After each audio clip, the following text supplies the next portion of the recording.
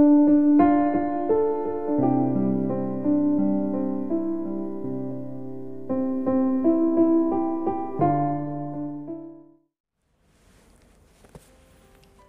pagi Ibu Bapak dan Saudara yang dikasihi Tuhan Yesus Kristus, hari baik bagi kita semuanya. Sebelum kita melaksanakan segala aktivitas dan kesibukan kita, marilah kita terlebih dahulu mendengarkan firman Tuhan. Marilah kita berdoa. Damai sejahtera Allah yang melampaui segala akal dan pikiran, itulah yang menyertai hati Bapak, Ibu, dan Saudara sekalian, di dalam Kristus Yesus Tuhan kita. Amin. Firman Tuhan bagi kita hari ini diambil dari kitab 1 Petrus pasal 3 ayatnya yang ke-12. Demikianlah sabda Allah. Sebab mata Tuhan tertuju kepada orang-orang benar, dan telinganya kepada permohonan mereka yang minta tolong.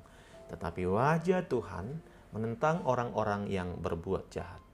Demikian firman Tuhan. Tuhan memandang orang benar dan menentang orang jahat. Ibu Bapak dan Saudara yang dikasihi Tuhan Yesus Kristus, benar atau tidak namun masuk akal juga, katanya bagi seorang guru ada dua murid yang paling dikenal, yaitu murid yang pintar dan murid yang nakal. Anak yang pintar ini akan selalu diingat karena sering dibuat menjadi contoh, bahkan sering diberi tugas untuk lomba dan membawa harum nama sekolah. Namanya pun akan selalu diingat sekalipun sudah bertahun-tahun meninggalkan sekolah tersebut. Sementara murid yang nakal akan dikenang bukan karena prestasinya, namun karena bagaimana usaha guru menghadapi kenakalannya. Sang guru mengenang namanya karena sering buat onar, buat ribut, laporan atas keluhan anak-anak yang lain, memanggil orang tua dan perbuatan lainnya yang harus dijalaninya dengan tabah. Tentu dengan urusan demikian, pasti guru akan mengenang namanya dan sebagai pendidik berharap juga kelak dia akan berubah dan menjadi orang baik. Alkitab juga memiliki cara berteologi yang demikian. Ada kelebihan orang baik dan ada juga berbagai peringatan-peringatan atas orang fasik. Orang baik dan benar selalu diperhatikan Tuhan. Mata Tuhan tertuju kepada orang benar dan mendengarkan seruan minta tolong. Tuhan memperhatikan hidup mereka jangan sampai mereka jatuh, tetapi akan memelihara hidupnya agar tetap terpelihara menjadi orang baik. Tuhan akan bersegera menjawab seruan minta tolong orang benar. Orang baik akan menjadi kesaksian bagi orang lain. Selain tidak membiarkan orang benar dalam kesusahannya, Tuhan hendak memakai orang benar menjadi kesaksian di tengah-tengah dunia ini. Tuhan memberikan hidup mereka menjadi contoh bagi setiap orang yang melihatnya. Saudara di dalam Kristus, dalam kitab Ayub, inilah yang membuat iblis hendak mencobai orang baik.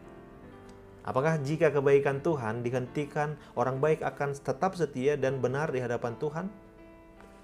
Kitab Ayub menjawab orang baik akan tetap setia kepada Tuhan. Dalam kesetiaannya kepada Tuhan, orang baik akan menerima upahnya 2 kali lipat dari semula. Pertanyaan berikutnya adalah, saya bukanlah orang baik atau orang benar. Apakah Tuhan tidak akan mendengar doaku? Jika tadi kita contoh guru, maka lebih dari itu, Tuhan memperlakukan kita. Jika guru akan selalu tabah menghadapi kenakalan si anak nakal dan berharap kelak berubah, tapi apa yang dilakukan guru jika anak muridnya dalam tahanan polisi karena kenakalannya? Tentu sulit untuk menebus kesalahannya. Lebih dari seorang guru, Tuhan tidak hanya sekedar menunggu kita berubah, namun Tuhan campur tangan dalam hidup kita yang berdosa, bahkan rela mati di kayu salib untuk menebus kesalahan kita agar kita bebas dari segala tuntutan kejahatan dan dijadikan menjadi baik dan benar oleh karena penebusan Yesus Kristus. Hal inilah ditegaskan dalam makna pemanggilan dan pemilihan. Yohanes 16 ayat 15. Kita bukanlah orang baik dan benar sebelum mengenal Kristus, tetapi Tuhan telah menjadikan kita orang baik dan dibenarkan. Itulah yang membuat mata Tuhan tertuju kepada kita dan telinganya selalu mendengar jeritan minta tolong dari kita karena kita adalah orang berdosa yang telah dibenarkannya. Saudara yang dikasihi Tuhan, inilah indahnya hidup orang beriman. Tuhan tak pernah meninggalkan kita walau sekejap pun. Tuhan itu baik dan terus memperhatikan hidup kita sehari-hari. Tuhan mendahului kita di setiap jalan yang akan kita lalui. Tuhan menjaga kita dari setiap kemungkinan buruk yang akan terjadi dalam hidup kita. Sahabatku, Tuhan berkati saudara dan melimpahkan segala kebaikan dalam hidup saudara. Amin. Kita berdoa. Ya Tuhan Allah, kami mengucap syukur untuk kebaikan-Mu.